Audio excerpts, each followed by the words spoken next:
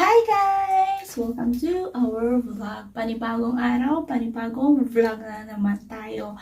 So, bago ang ating topic guys is please subscribe to our YouTube channel, sa aming Facebook page at sa aming Instagram account. Please help us to grow our YouTube channel kasi kunti pa lang tayo sa ating YouTube channel.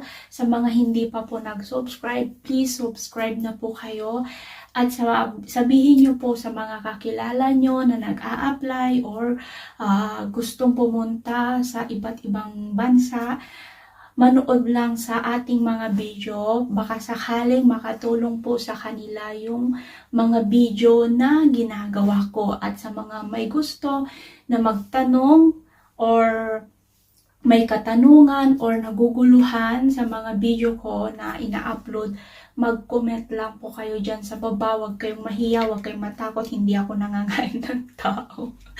Pero mag-comment lang kayo dyan sa baba at sasagutin ko po yan hanggat kaya ko, okay?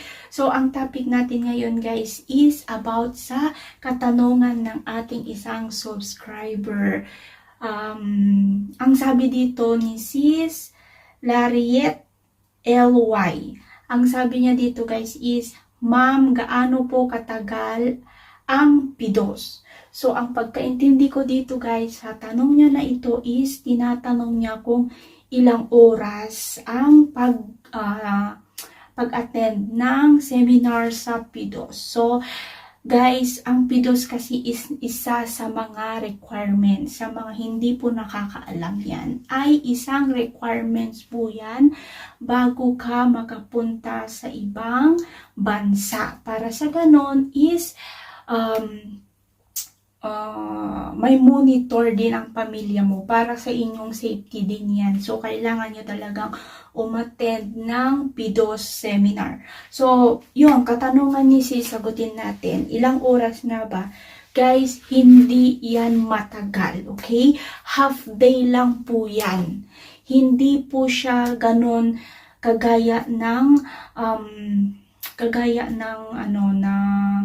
yung isa na yung OWA natin. Hindi ganon katagal. Ang PIDOS po ay a half day lang po. Okay? Half day means pag mag-start ng 8 hanggang 12 or kaya 1. Okay? Pero kailangan guys, yung haba na yun, kailangan mag-focus kayo kasi marami kayong matututunan sa seminar na yun.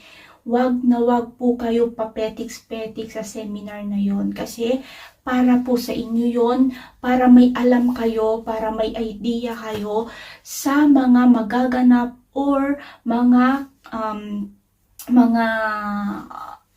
ang tawag dito, yung mga policy ng abroad na pupuntahan mo, yung bansang pupuntahan nyo. So, yun nga, ang sabi ko nga is half day lang yan. Hindi din matagal yan guys. Ang nagpapatagal dyan is yung attendance. Example, bago kasi kayo mag-start is may attendance po yan. Okay? May attendance po yan. Hindi pwedeng walang attendance. Tatawagin kayo isa-isa para malaman nila kung sino talaga yung umattend at hindi. Ang pagkakaalam ko din dyan is meron din siyang attendance pagkatapos po ng seminar. So, kailangan attendan nyo talaga yan. Okay?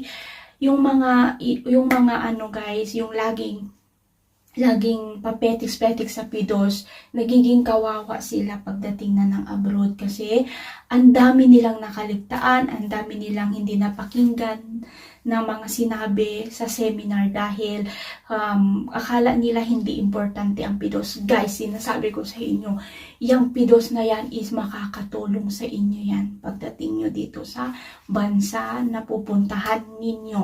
Okay? Malalaman nyo yan, oo, hindi na namin nagagamit ang PIDOS namin, pero may kaalaman kami. Yun yung pinaka-importante sa lahat, okay? Yung may kaalaman ka about sa bansang pupuntahan mo. So, sana nasagot ko yung katanungan ni Sis. Ano na ulit yung name mo, Sis?